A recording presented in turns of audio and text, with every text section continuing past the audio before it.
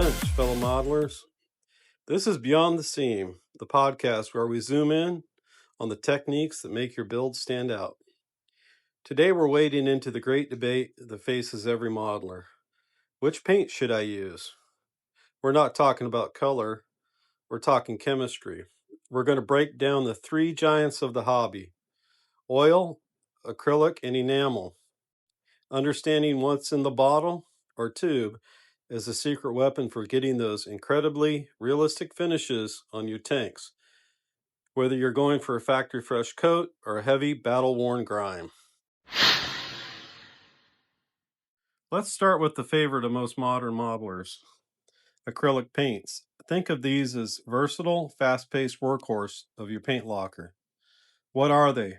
Acrylics are water-based. Their pigment is suspended in an acrylic polymer, essentially tiny plastic particles. The big pro, speed and safety. They dry incredibly fast, often to the touch in just minutes. This means you can get your base coat down, mask it off, and spray your camouflage pattern all in one afternoon. Plus, they're low odor, making them ideal for modeling indoors. The application. They are fantastic for airbrushing. When thinned properly with water or a dedicated thinner, they spray smoothly and evenly, creating a perfect canvas. They're also great for general brushing. The catch? Because they're water-based, some acrylics can be a little soft even after drying. Once cured, they're durable, but you must protect them with a clear coat before moving on to the next type of paints we're going to discuss. The takeaway: use acrylics for your base coats, your camouflage, and most of your main coat color applications. They are your foundations. Next, let's look at the classic choice, the one many of us started with, enamel paints. What are they? Enamels are solvent-based, meaning their pigment is bound by an oil-modified alkyd resin. The solvent, usually mineral spirits, is key here. The big pro, hardness and flow.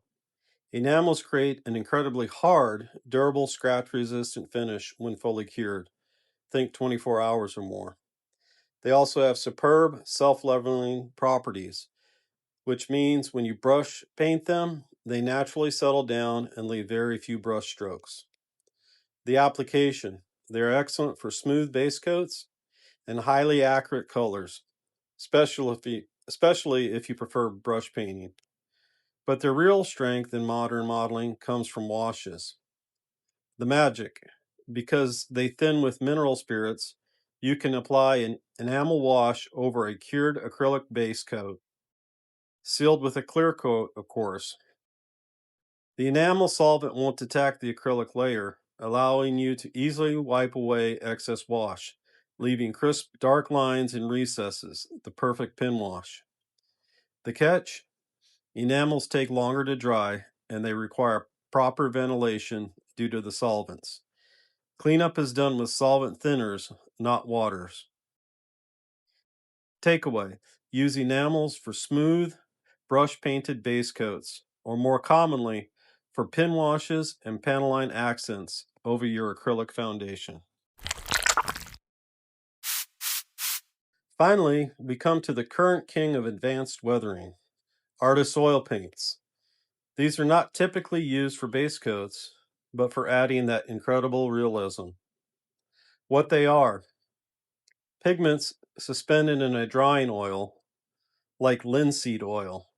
The binder is oil, which means the thinner is also oil-based, usually odorless mineral spirits. The big pro: time and blending. Their slow drying time, days even, is the main reason we use them. This gives you an incredibly long working time to manipulate the paint on your model. You can apply small dots of oil paint and then use a soft brush, dampen with mineral spirits, to stretch, blend, and fade the color perfectly. The application. This is essential for creating realistic streaking grime, faded dust effects, oil stains, and rust streaks. You can feather the edges of your effects to make them look totally natural. The layering principle. Here's the chemical key. Oil paints are thinned with mineral spirits, which won't harm a cured acrylic or enamel base. This lets you apply the oil effects directly on the top of your main colors without lifting them.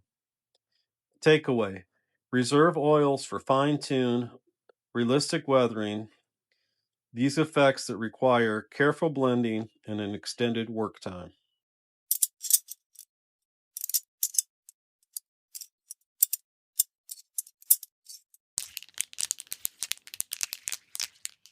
So how do you put this all together for a master level finish? It's all about strategic layering. The layer, the paint type, the thinner, and the purpose.